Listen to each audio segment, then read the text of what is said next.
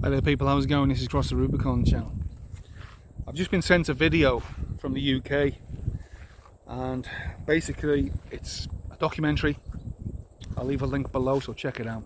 It's about an hour long, but it's a documentary made by a very controversial figure in the UK, famous or infamous, however way you see it. But for me, he's famous and he's doing a fantastic job of raising awareness. He goes to Ireland where he makes this fantastic, hard-hitting documentary that will really test you. It really will.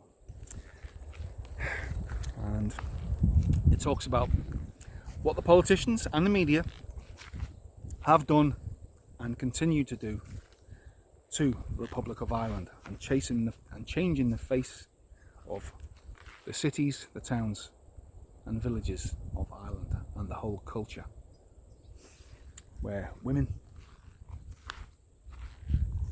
of all ages and even young boys and men are too in fear to walk the streets at night. And the media, how they've been told to report certain crimes by certain people, and not to report that they are not of Irish descent, especially sexual crimes and murder. This bloke, this investigative journalist, he interviews many people in the programme. A lot of you will know this bloke. Let me just sit down here. Mostly women he speaks to, and there's one who was a victim of a very vicious crime by a non-Irish fake taxi driver, and basically the police are told to cover it up, the media are told to cover it up, politicians cover it up, and the perpetrators of the crimes are given the most lenient sentences. Indeed, the investigative journalist I'm talking about talks of one particular crime where a sexual crime was committed. The man went to court and he wasn't of Irish stock, and the judge said to him, if you were Irish, your sentence would have been doubled. So basically, because he wasn't Irish and he come into the country in the way you know what I'm talking about, he had his sentence halved. Isn't that strange? Don't you believe? But anyway,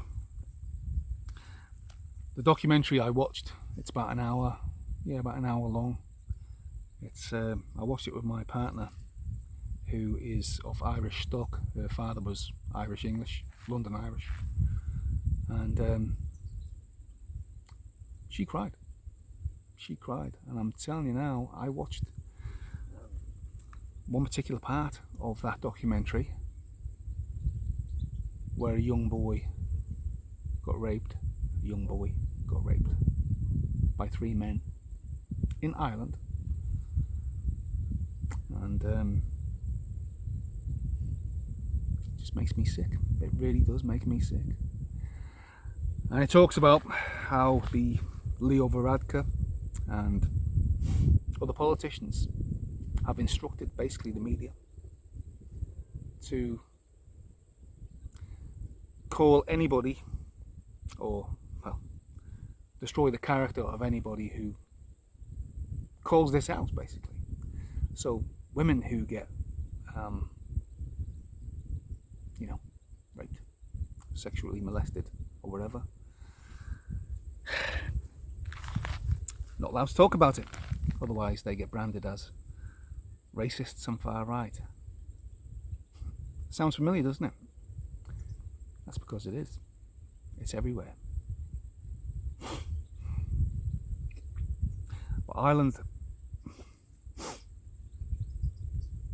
has got a population of, I'm guessing, about 5 million. Southern Ireland. And it's an easy takeover. An absolute easy takeover. by people from alien cultures who have different beliefs. And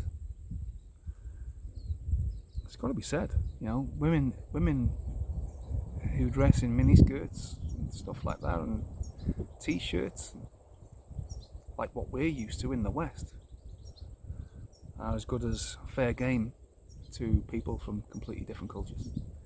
And the media and politicians are covering up by calling people names and destroying people's lives for telling the truth. Like I said, it's sick of me to watch, and my partner. And it's the same everywhere. It's the same everywhere. But Ireland is particularly, well, being hit now, thanks to the politicians. There's no doubt in my mind that these politicians are making fortunes. They are making fortunes to carry out these orders of the United Nations, of the EU, George Soros, whoever. But there's no doubt these people are making money at this, making lots and lots and lots of money to destroy their own nations from within. And the police are even covering up the identities of these perpetrators of these crimes as well. You just can't make it up. You just can't make it up. Sinn Féin, the political wing of the IRA, are fully on board with Leo Varadkar and Roderick O'Gorman. Fully on board.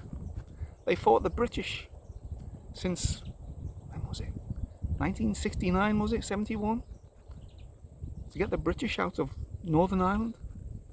And now they're fully on board the EU train and the United Nations Declaration on the Safe and Orderly Migration, wherever it's called. Because they've all signed up to it, all countries. But some people are taking it much further than others, other countries.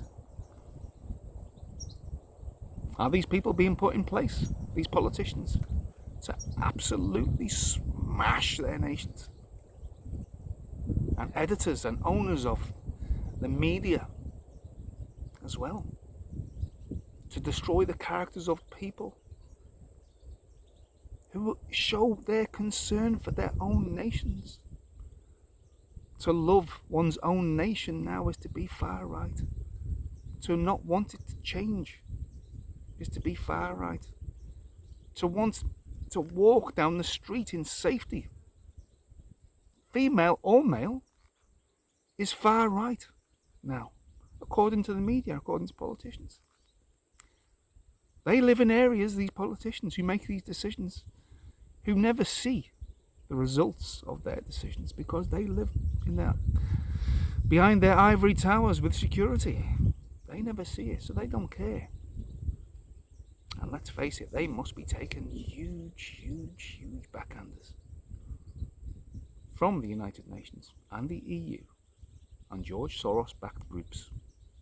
There's no doubt, absolutely no doubt.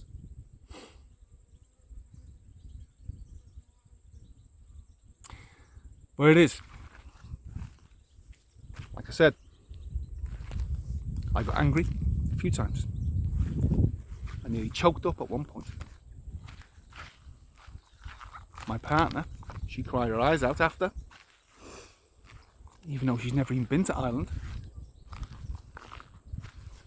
But to see these mothers,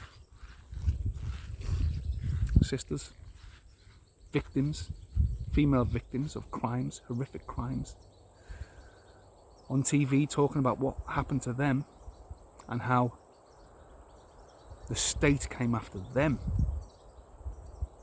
instead of after the perpetrators of the crimes that were committed against them, and how the police covered up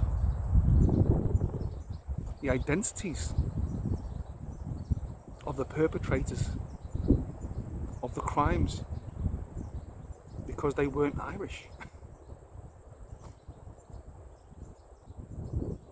It's crazy, absolutely crazy.